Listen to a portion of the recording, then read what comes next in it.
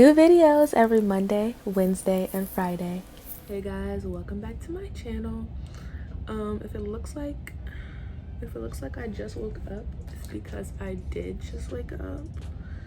And we're gonna twist my hair and talk so I can get two things done at once. I guess the first thing I can talk about is the fact that I am fleeing the United States as soon as I graduate.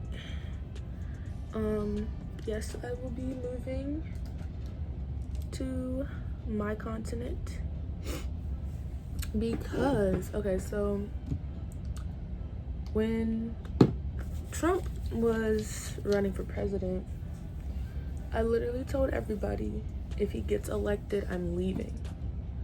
I am leaving.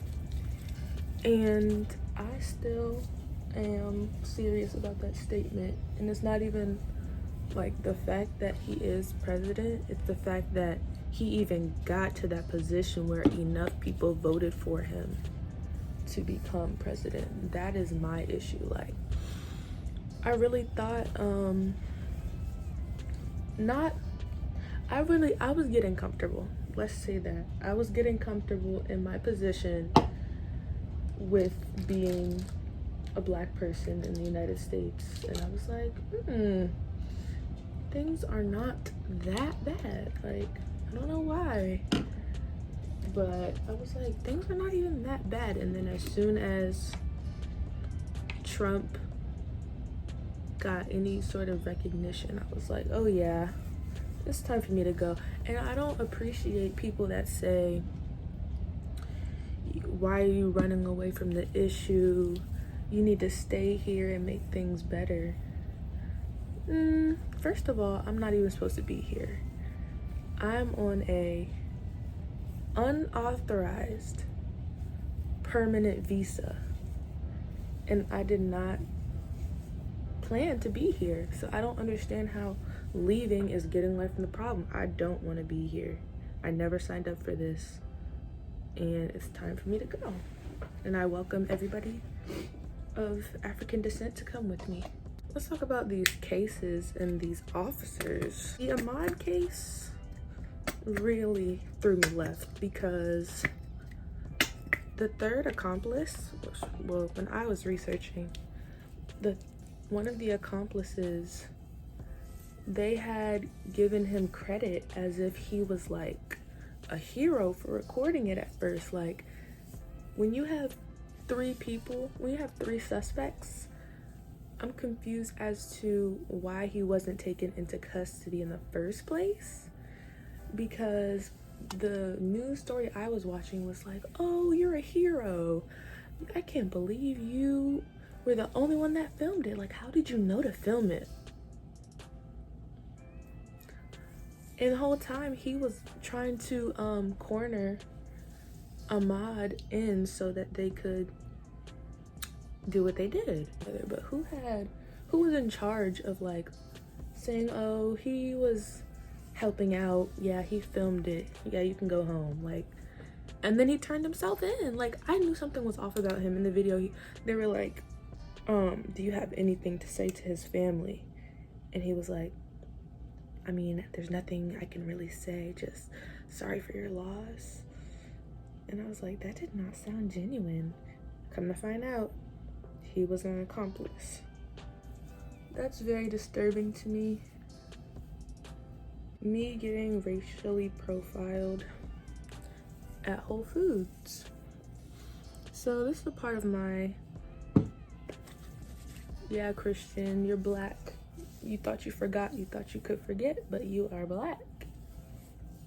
So this was after a very long day of dance. I've probably been at the studio for like since 11 to like 4 or 5, and they gave us a break to go get food. It was like, Christian, you want to go to Whole Foods? And I was like, sure. I'll probably just get some dessert because I already had Chipotle. And she was like, okay. So we go into the store and she goes to the dessert section, and hold on, let me see if these products even. So we go to Whole Foods and we're in the bakery section, and she's getting her dessert, and the bakery section at this store is right next to the hot bar. And so I had a kids meal from Chipotle because, you know, trying to save money and not get my bowl. So I had a kids meal from Chipotle, and she's like, Christian, did you see that lady filming you? And I was like, no, what are you talking about? And she was like, that lady, that white lady, she was filming you. And I was like, why in the world would she be filming me? Like, I'm minding my business. Like, what am I doing wrong? And she goes up to her and she's like, hey, why are you filming my friend? And she goes, because she's stealing. And I'm just confused because, first of all, you're a customer. Second of all, why are you worried about if I'm stealing in the store? If I was bold enough to steal food from a hot bar and eat it in the store, I'm pretty sure one of the employees would have already came up to me. So she says, no, you're stealing. And I was like, I didn't even have to explain anything to her, but I was like, this food is from another restaurant. And she goes, oh. So then I'm just in shock. And of course, this area is known for the older white people, but like, what? So we leave the store, and then we're like, no, we can't let her off the hook. We need her to delete that video, because what do you look like having a video of me stealing on your phone? Like, you need to delete that. So we go back in the store, we talk to the manager, we explain the situation, and he says, sorry, there's nothing I can do. And this is a black manager. And he goes, sorry, there's nothing I can do. And I know that that's not true because I was filmed without my consent, and that's illegal. And so we saw the lady, she was in the line, and I was like, that lady right there, she has a video of me on her phone stealing, and I would like for her to delete it. And he said, sorry, there's nothing I can do. So looking back, I should have like gotten corporate's number or something, but I definitely emailed them, and they emailed me back, because honestly, I pushed that all the way to the back of my mind, to the point where I kind of almost forgot about it until all of this, everything that's been going on has resurfaced. And I was like, I'm definitely bringing this to their attention. So I emailed them, and they said that I should be expecting an email back, but that was like a week and a half ago, so we'll see if they're really about it. And being a black dancer, so my experience as a black dancer has been very traumatic in relation to the fact that I have been in both predominantly black and predominantly white dance studios, and definitely would say that the predominantly black studio was the most supportive. My first studio was amazing. I had a lot of fun. I was the captain. I was so excited. Like, basically everybody had to vote for captain, and I got voted as captain of the junior company. So I was captain. I loved it. I did hip-hop, ballet, jazz, tap, lyrical, all the styles except for African. So that was amazing. And when I had to leave, that was the worst part of my dance career. I was like, if I'm not at that studio, I don't want to dance. Like, and I never fully, I think my dad tried to explain why he took me out, but I never fully, it was something that had to relate to like locker room talk. I think that's what he told me, but I never fully understand why I got pulled out.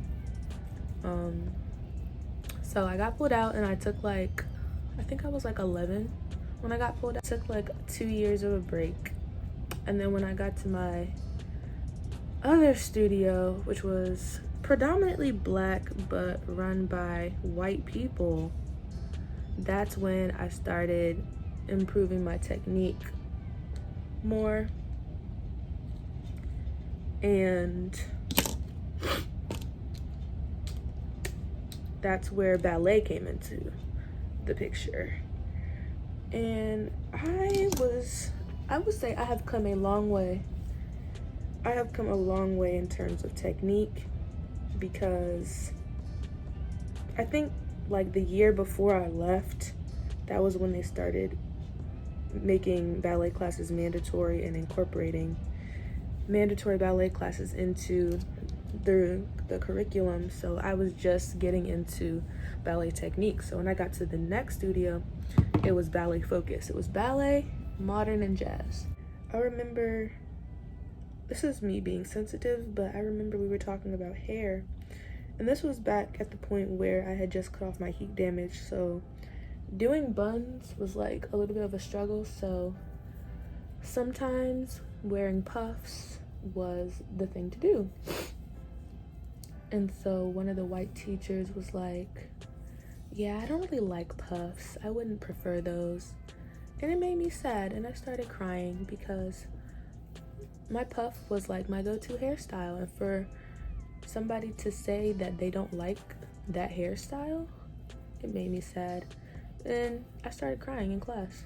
The contemporary class was very hard for me, because coming from a very technical background, at the last studio that was ballet, modern, jazz, no contemporary, nothing else, I was stiff. And so they asked us to freestyle, improv, and I was lost. I was lost in the sauce. But I remember that the teacher made a comment to me while he was going over the choreography and was like, number 42, use those strong arms of yours to pick yourself up when you do this step. And I'm like, that really stuck with me. Like all of the comments about my body were always like strength related, like strong, muscular, big. And I wasn't even where I am now. I was way less muscular then. And so I ended up getting in, and then there was another placement audition where they were basically auditioning people for pieces. And the director made another comment towards me, and she said, Christian, you're a wonderful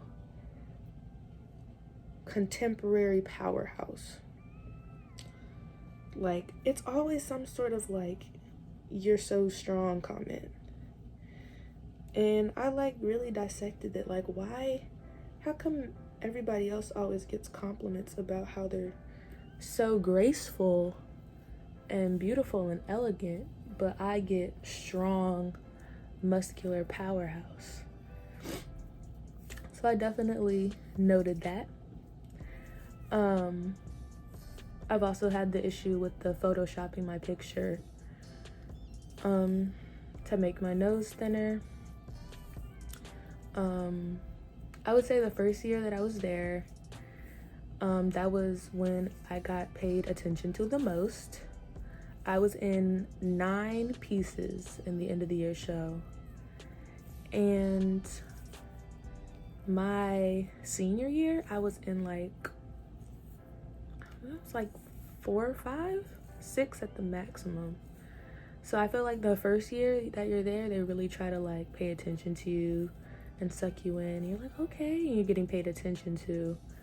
And then after that first year, until you're a senior, you are chopped liver. Oh, and the crazy thing about how they would use me is that everybody that I knew was like, Christian, you're so amazing. Like, you can do every style. Like, there's not a style that you can't do. Can you not do a style? And I was like, oh, thank you. I appreciate it. But it seemed like they never wanted to pay attention to the fact that I did multiple styles.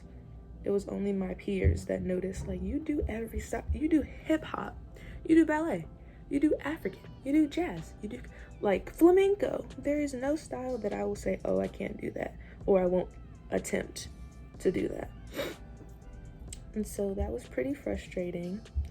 I even had an instance where I felt like I wasn't getting paid any attention to, and they did not care.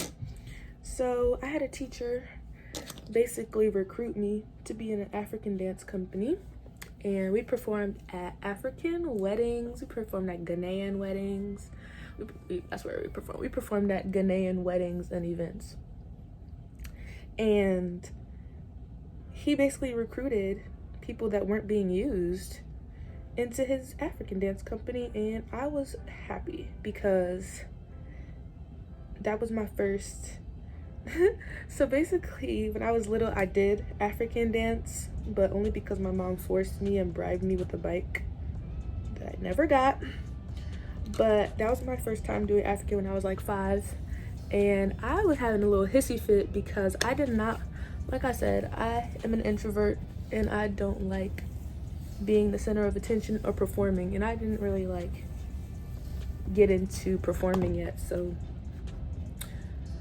we had rehearsals every Sunday for like 3 hours, and the director of the studio found out about it and she got mad, and she literally came into the studio where we were rehearsing and was like, what is this for? Why are you using our time to rehearse other things? And we were like, well, we just finished this class and we're just going over stuff before the next class comes in. It's not really that serious.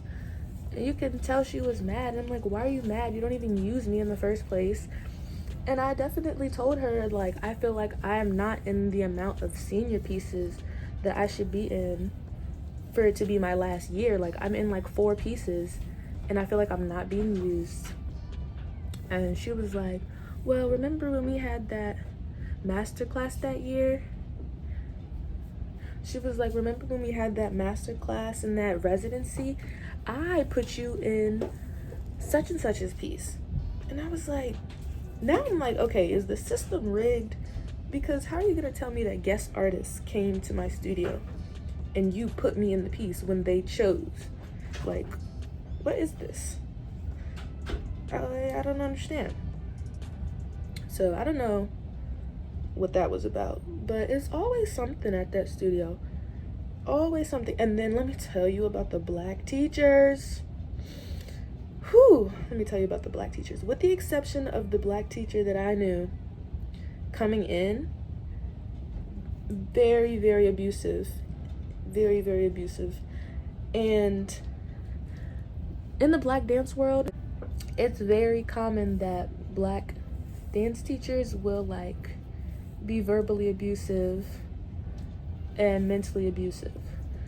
And the fact that I walked out of class feeling like I wanted to quit is a problem for me.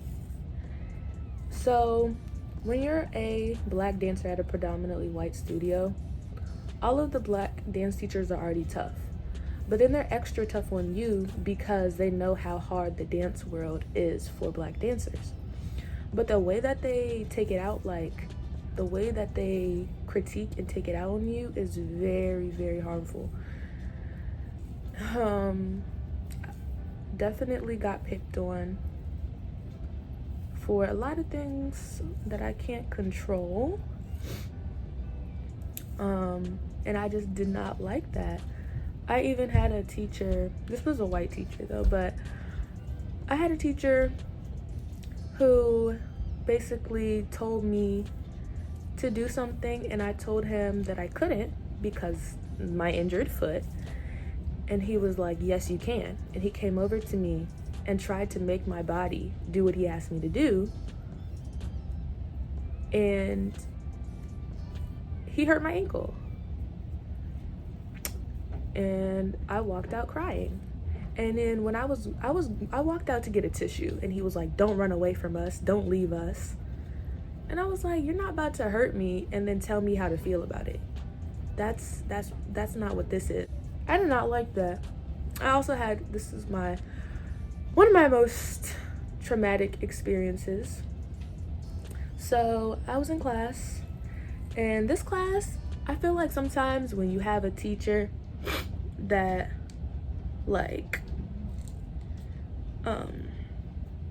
sometimes when you have a teacher that's close in age to you, it's different than having like an older teacher that's way older. So we had this teacher, and he was like, I think he was like 20 something, but he always used to like joke around and stuff, and you couldn't really tell when he was like playing around and when he was serious. But like, he was trying to teach us how to do this step, and I feel like my ankle is really taking over this story. But he was trying to teach us this step where you fall onto your ankle.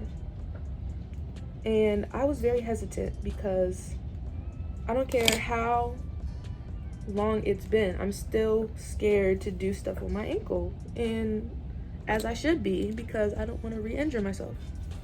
And so he says, Christian, you're making it bigger than it is, just do it. And that really made me upset, because if somebody isn't ready to perform a step, I can injure myself if I just go for it. You have to be very aware of what you're doing. And one of my other friends was joking with me, and she was like, look, Christian, I did it. And I was like, do you want a cookie? And he was like, see, instead of talking back to your friend, you need to be in the corner getting the step. And I'm like, first of all, I was joking with her, and she knows that. She was like, yeah, he overreacted. I was joking with her because we tease each other all the time, like, and I didn't say this to him, but it changed my whole outlook on that class. I hated coming to that class. Every Wednesday, I resented that class. So the next Wednesday, I was like, you know what? I'm really about to quit. But I still came, and he comes up to me, and he's like, are you okay? He was like, are you okay from last week? And I wanted to be like, are you okay? And I was like, I'm fine. And he's like, well, I just wanted to see how your energy was, because da-da-da-da. And I'm like, well, Bianca and I have known each other for 3 years, and I was joking around with her. And for you to come into the conversation and make a comment like that, it was uncalled for. And so ever since then, I did not like that class. And it was always something. And I hate that I'm always made to be the angry black woman when people provoke me. I also had a teacher that was scared of me. And everybody was like, when my parents pay all this money for me to come to class, I don't think it's playtime. I don't think it's time for me to joke around and be funny while the teacher is talking. I'm in focus mode. And people are always making comments to me about how I'm intimidating and I scare them. And you wouldn't think that I'm so nice outside of class, because when we're in class, I look scary. And it's crazy, because if a white girl did that, she'd be shy and reserved. But I'm just mean and quiet. So that was just like 20% of some of the things that happened, but very, very toxic environment. And I'm glad to be out of there. My personal opinion, it doesn't matter where you get your dance degree. It matters what you do with it. Like, the name can only take you so far. So, definitely had some body dysmorphia going on, because when they order costumes for dance, it's usually like child larges and adult smalls.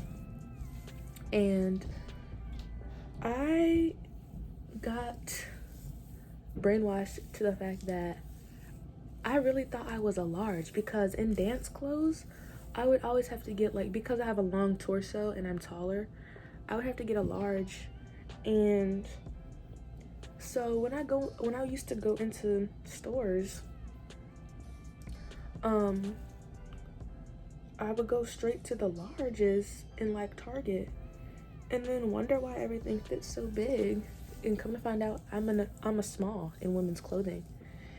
And I really thought I was a large, and that really, me finding that out, I was like, okay, whew, because I really thought I was a large for a long time, and I'm a small person.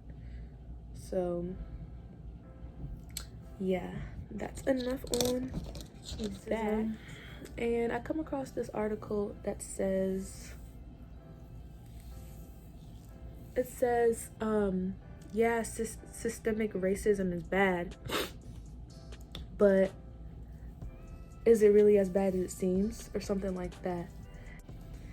And she goes on to give these statistics about how only 200 and something people were gunned down in 2019.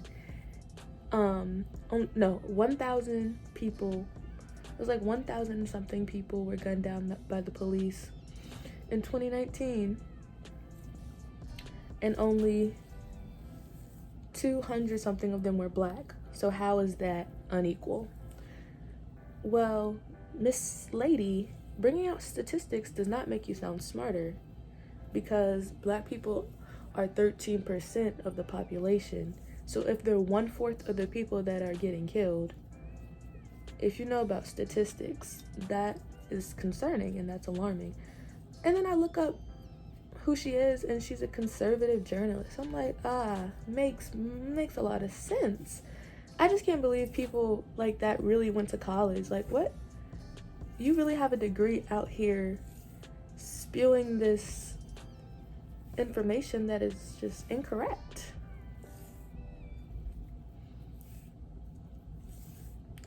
So yeah, we can talk about my experience with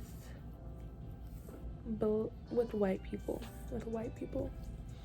So my experience with white people, I always felt like, when I lived in Georgia, I always felt like I was like not that black person. Like, in their head, I was like a different type of black person. And one time this girl was talking to me, and I was like, something, is it because I'm black? And she said, don't say black, say African American. And I'm like, what is so bad about saying black? But they always used to love to touch my hair and say, oh, look at it spring, look at it bounce. And that made me feel like my hair was good. Like, the fact that other people thought it was really amazing, that was nice. But one time, I didn't have a ponytail holder, and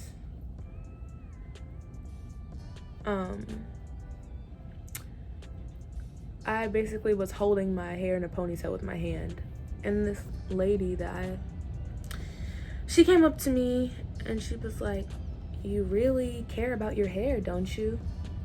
Like, obviously I don't have a ponytail holder. And it was like one of those days where I was having a bad hair day, so like my hair needed to be put in a ponytail or a bun because it was on the struggle bus. And she basically, like, you're white, you don't understand. Like, when I walked out the house this morning, my hair was in a ponytail how it needed to be, and I guess that ponytail holder popped, and now it's not how it needs to be. And so when she made that comment, like, it's just hair, calm down, I was like, you don't know what you're talking about. It's not just hair in the Black community, it's way more than that. And it's also way more than that because we know that having natural hair is basically illegal, because all these discrimination bans are just now coming into play in this 2020. What else about white people? One of the people that went to my homeschool group, he posted something on his Instagram talking about how Black Lives Matter was a terrorist organization. And I basically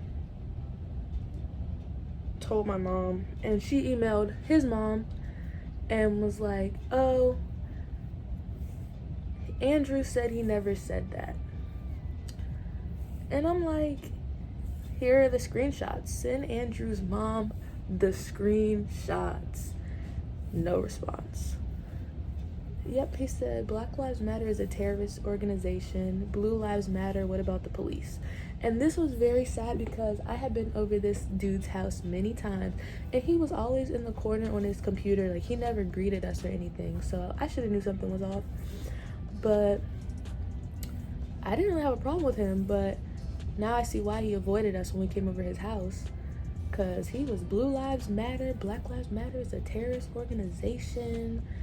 I was like, wow, Andrew, crazy. You never know.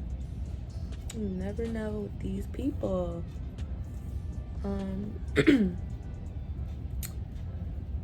My experience with Black people.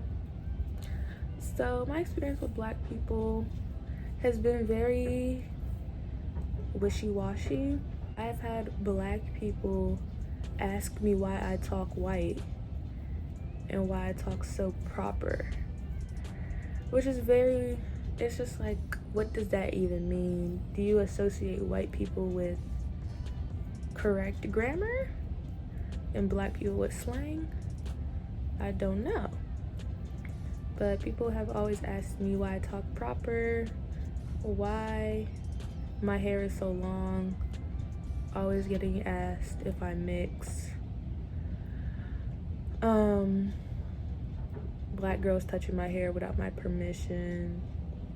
Yeah, I had a Black guy tell me that I act like a Black girl in he said I act like a white girl in a Black girl's body.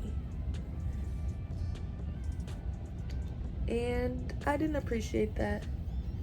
I honestly did not appreciate that, because I don't know what y'all want me to do. Like, you want me to be the stereotypical angry Black woman, Black girl? I don't understand. Like, that comment threw me left. But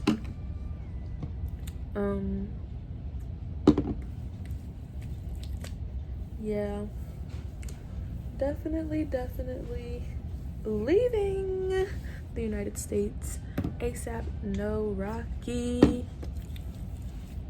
Guys, I finished my hair. Be careful with the parts. But yeah, that's all for this video.